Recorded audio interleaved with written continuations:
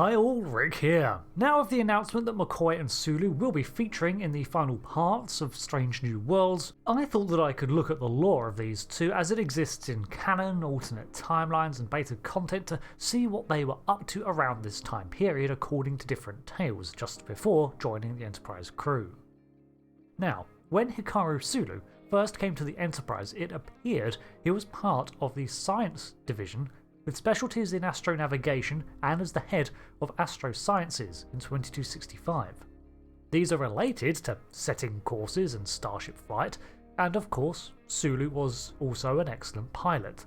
So not long after, he transferred fully to the helm of the Enterprise as the primary helmsman and navigation officer.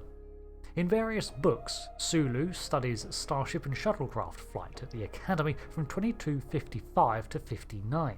His first assignment was either on the USS Arjura, or he declined to take a starship posting, instead continuing his education and writing a paper on subparticle physics and their application to warp drive. He then entered into the Starship Command Officers program in 2259 to open up his future career options to include Starship Command.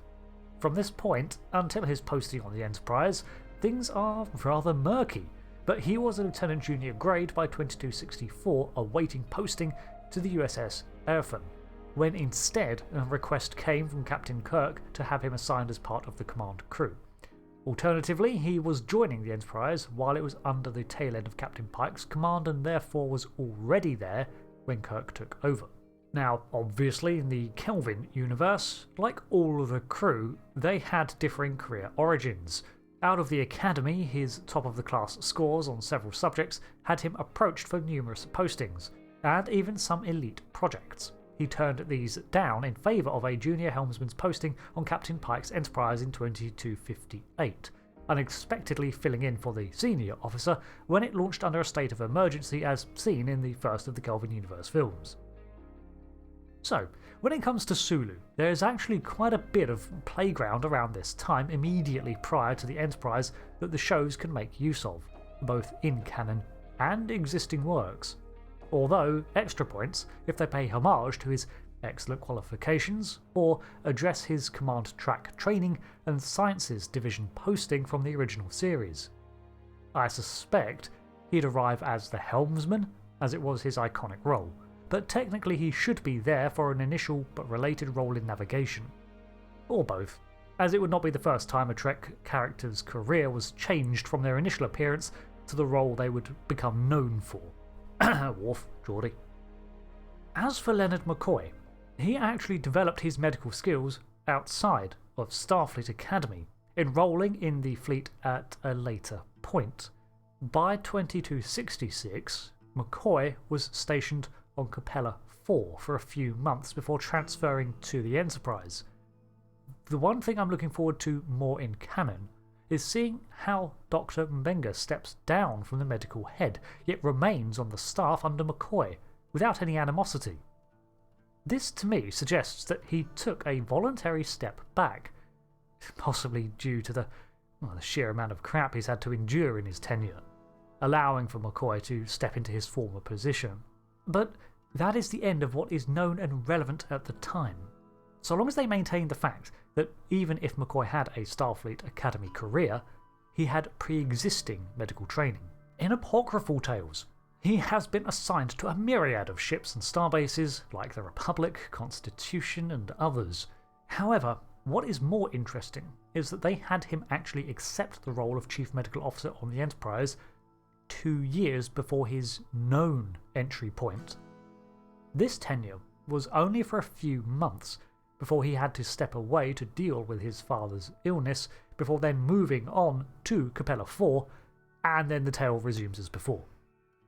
His pre-Starfleet career is also fleshed out, with him entering the University of Mississippi and training between 2245 and 49. For around 3 years after this, he was practicing as a Federation doctor until he took a Starfleet commission with rank. I've mentioned this before in some of my personnel files around medical staff, but Starfleet accepts equivalent educational levels outside of the Academy when it comes to the science divisions, especially medical. In the Kelvin universe, we actually have a similar path. However, it confirms that in this timeline, he entered into Starfleet in 2255. But again, he still had an extensive pre-existing career of practicing medicine. Of course, the timeline has diverged a lot by this point, and now he was on the Enterprise since its cadet mission in 58, as seen in the 2009 films. So, for Bones McCoy, there is a little bit of vagueness in just if and when he attended Starfleet Academy in the lore. He was mentioned on screen to be stationed on Capella, but this was not for long, and even the books placed him on the Enterprise at Kirk's request initially, before being postponed. The Kelvin Universe version has him a part of Starfleet for much longer, and confirms he attended the Academy for the sake of getting the third of the iconic trio into the film. The only real solid in his history was that he earned his stethoscope outside of Starfleet before turning to it later. As an additional, if you're wondering where Pavel Chekhov is at this time, well, he was new to the Enterprise's crew as Kirk took command, being fresh out of the Academy at 22. His first posting was aboard the famed vessel, being added to the crew after the beginning of its 5-year mission under Kirk, which is something of a major achievement in of itself. Overall, the entry of Hikaru Sulu and Bones McCoy onto the crew of the USS Enterprise is surprisingly sparse in canon, but with plenty of little hints that were expanded upon in books, games and comics. So I look forward to seeing how they all come together in the final days of Strange New Worlds down the line, and I do wonder if there would be a series set after it that remains on the Enterprise. If so, then the only real thing you could do would be to either squeeze in a couple of episodes between 2265 and 66, where there's a bit of a muddy gap in the timeline of TOS, or simply double down on the alternate prime timeline potential established by the Romulans' intervention in pre-Starfleet history. I don't think that's a great idea, honestly, as with the current state of things, you can acknowledge the timeline may have been altered by temporal war stuff, but I still assume the events of TOS are going to follow on after Pike, as I'd rather not discount an entire series of Trek, especially the original. Seeing a remake following on would confirm the original as a nullified timeline, and nah, bad idea. So what do you think? Any elements of beta canon you would like to see folded into the backstories of Bones or Sulu? Apparently, Sulu speaks Andorian. I've been Rick, and until the next video, thanks for watching, and I'll see you later. Goodbye.